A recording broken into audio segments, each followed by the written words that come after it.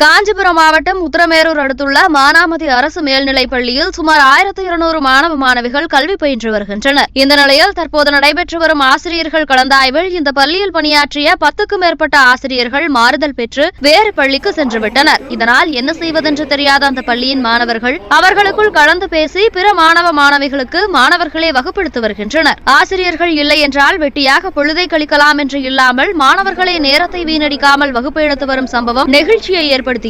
இதுகுறித்து காஞ்சிபுரம் மாவட்ட பள்ளிக்கல்வித்துறை அதிகாரியை தொடர்பு கொண்டு கேட்டபோது அதே பள்ளியில் பணியாற்றிய ஆசிரியர்கள் பணிமாறுதல் காரணமாக சென்றதால் ஓரிரு தினங்கள் மட்டுமே இந்த நிலை நீடித்தது. தற்போது முழுமையாக தற்காலிக ஆசிரியர்கள் மற்றும் நிரந்தர ஆசிரியர்கள் கொண்டு பாடவேளை நடைபெற்று வருகிறது என தெரிவித்துள்ளார்.